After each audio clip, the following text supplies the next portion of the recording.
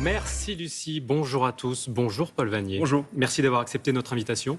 Vous menez depuis un mois maintenant avec la députée Violette Spilbou les visites, les auditions de cette commission d'enquête parlementaire sur l'affaire Betaram et plus largement sur les violences scolaires, dont les conclusions sont très attendues. On va revenir sur les déclarations de François Bayrou, d'Elisabeth Borne, mais d'abord, est-ce que l'ampleur de ce que vous avez déjà découvert ou entendu dépasse ce que vous imaginiez ? Oui, il y a des dizaines de Betaram, en tout cas des dizaines et des dizaines d'établissements dans lesquels aujourd'hui en France, des collectifs de victimes sont en train de se constituer, des victimes qui prennent la parole, qui vont en justice et qui, au fond, expriment cette onde de choc qui traverse la société, une sorte de MeToo scolaire. Et moi, je veux appeler à ce que cette vague de témoignages s'amplifie, à ce que toutes les victimes prennent la parole, aillent en justice. Et je dis à celles et ceux qui nous écouteraient ce matin que même si ils ou elles dénonceraient des faits prescrits, il faut le faire parce que des enquêtes peuvent être engagées. Ces enquêtes peuvent permettre d'identifier des agresseurs et d'empêcher qu'ils rééditent leurs crimes. Vous avez des contrôles ou des visites prévues là, dans les prochains jours, autres que Betaram ? Nous avons déjà effectué 10 contrôles sur place et sur pièce dans des institutions. Et oui, nous irons dans les prochains jours à nouveau sur le terrain pour effectuer un contrôle, cette fois dans un établissement public, et comprendre pourquoi là-bas, des faits de violences sexuelles commises par un enseignant sur des élèves n'ont pas été détectés pendant plusieurs mois, plusieurs années. Pourquoi la réponse des autorités a pris tant de temps à arriver ? C'est l'un des enjeux aussi de nos travaux. Et ça, c'est un nouveau signalement que vous avez eu là pendant votre commission. La fille aînée de François Bayrou doit témoigner dans un livre publié le 24 avril prochain sur son vécu à Notre-Dame de Betaram. Est-ce que vous allez l'auditionner ?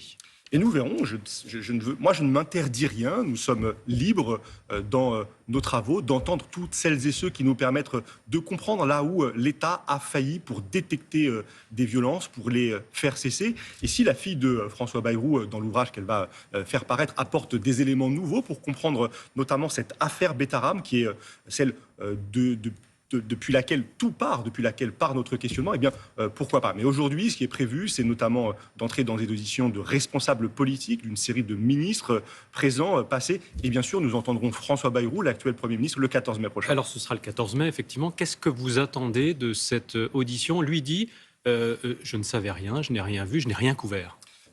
La difficulté est que les propos de François Bayrou, les propos qu'il a tenus devant les députés, devant aussi les victimes de Betaram, sont point par point aujourd'hui contredits par toute une série d'acteurs, par des victimes de Betaram, par un ancien juge, le juge Mirande, par un ancien gendarme, le gendarme Hontan, avec des états de service exceptionnels qui indiquent que dès les années 1990, François Bayrou savait pour les violences physiques en 1996, pour les violences sexuelles, pour les viols commis à Betaram en 1998.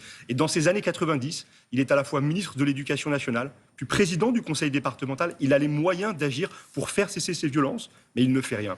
Et ne faisant rien, il choisira ces dernières semaines, ces derniers mois, de mentir pour cacher cette inaction. Donc il nous devra, le 14 mai, un discours de vérité, François Bayrou. Il sera entendu sous serment par la commission. Les juges et les gendarmes, ça se trompe comme les autres. Je ne sais pas s'ils mentent, dit-il hier en déplacement. On a l'impression à entendre François Bayrou qu'il y aurait une forme de complot béarnais. Tout le monde mentirait, sauf lui. Et je crois qu'il doit sortir de cette attitude de déni. Il devra apporter des réponses précises, factuelles, car aujourd'hui, beaucoup de doutes entourent la parole du Premier ministre. Et nous parlons d'une affaire extrêmement grave. L'affaire Betaram, c'est probablement la plus grave affaire pédocriminelle qu'ait connue notre pays. Donc le Premier ministre ne pourra pas se contenter de formules comme celle-là, qui sont assez désagréables d'ailleurs pour les personnes dont il parle. Il devra se hisser à la hauteur de l'enjeu. La ministre de l'Éducation a annoncé hier que l'établissement Betaram, anciennement Betaram, va faire l'objet d'une enquête administrative. Vous dites c'est trop tard ?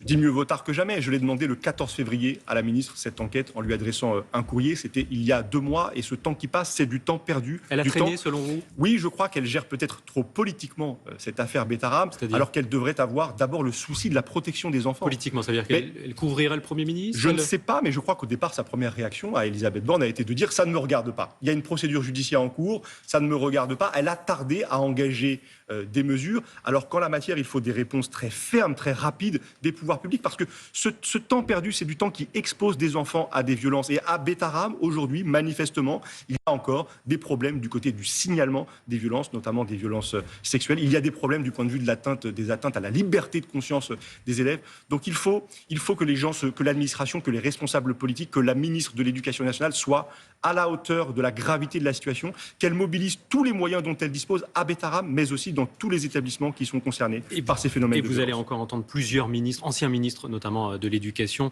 dans les prochains mois. On attend votre rapport d'ici juin. Dans l'actualité également aujourd'hui, cette semaine noire pour les voyageurs de la SNCF autour du pont du 8 mai. Appel à la grève des conducteurs et contrôleurs dès le 5 mai pour la CGT, du 7 au 11 mai pour Sudrail. On ne peut pas se permettre cette grève aujourd'hui, dit le PDG de la SNCF Voyageurs. Qu'est-ce que vous lui répondez ? Bien qu'il aurait dû, en ce cas, permettre aux négociations que les organisations syndicales de la SNCF ont demandé d'engager, il aurait dû leur permettre d'aboutir. Je crois que ces syndicats demandent une prime de 100 €. La SNCF, l'année dernière, a réalisé 1,6 milliard d'euros de bénéfices. Ce bénéfice, c'est aussi le résultat du travail des salariés, des agents de la SNCF. Et je crois tout à fait normal qu'elle demande une augmentation de salaire dans un moment où, par ailleurs, le coût de la vie, l'inflation continue de peser sur le quotidien. Donc moi, je comprends parfaitement. La négociation est dure avec la présidence ? Manifestement, elle n'a pas lieu. En tout cas, le dialogue social qui devrait vivre ne l'est pas suffisamment encouragé par la direction de la SNCF. Et ce dialogue social, s'il avait été productif, nous n'en serions pas là. Alors, les suites de l'affaire Le Pen, à présent cet appel à manifester à 17h aujourd'hui, place de la République, pour défendre, je cite, l'état de droit 2 semaines après la condamnation de Marine Le Pen. La semaine dernière, le rassemblement de la gauche n'avait pas fait le plein. Est-ce que là, c'est une séance de rattrapage ? C'était le rassemblement le plus nombreux des 3 qui se tenait ce week-end-là. Plus de 15 000 personnes, place de la République. 3 000 selon la police. Et moi, je vous dis que la place était pleine alors que d'ailleurs ce rassemblement était connu plus pleine, organisé quelques heures à peine avant sa convocation la veille. Mais allons à l'essentiel. Nous, les Insoumis, nous serons présents aujourd'hui lors de ce rassemblement. Nous sommes de tous les rassemblements face à l'extrême droite. Nous l'étions avec les écologistes la semaine dernière. Dès le 22 mars, nous manifestions. Et moi, j'appelle donc à y participer et à se préparer aussi au 1er mai. Le 1er mai sera une journée très importante. La France Insoumise appelle à se mobiliser ce jour-là. Le Parti Socialiste aujourd'hui, vous dites enfin...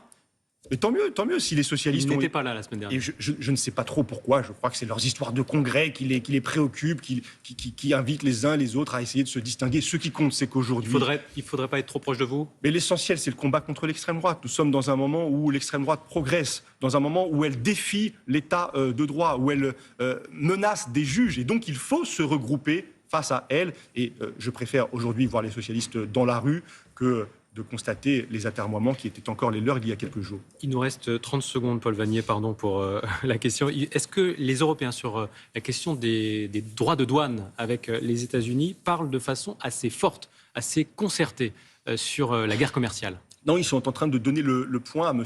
Trump qui cherche à vassaliser l'Europe. Et quand Ursula von der Leyen déjà renonce à des amendes vis-à-vis des GAFAM, quand le gouvernement français s'apprête à accélérer des négociations avec le gouvernement des États-Unis pour constituer une zone de libre-échange que, au fond, cherche à obtenir Donald Trump, il y a là quelque chose qui ne va pas dans la bonne direction. C'est lui qui mène la danse, vous dites aujourd'hui. Oui, mais nous disons ni Trumpisme, ni macronisme, le protectionnisme solidaire, un protectionnisme qui vise à protéger les productions que nous sommes capables de réaliser, mais qui permet aussi l'échange pour ce que nous ne produisons pas sur notre sol, qui cherche des partenaires, qui les cherche dans la négociation, qui veut servir la paix, qui répondent aux besoins sociaux et écologiques. Quel moyen de pression c'est ce que nous voulons. Eh bien, le poids de la France, le poids de l'Union européenne, mais à condition d'une rupture. Parce que nous voyons aujourd'hui des dirigeants français et européens qui sont les derniers dans ce monde qui change, à être dans une forme de fuite en avant néolibérale. Ce monde est révolu. Il faut inventer un autre monde. C'est ce que nous proposons.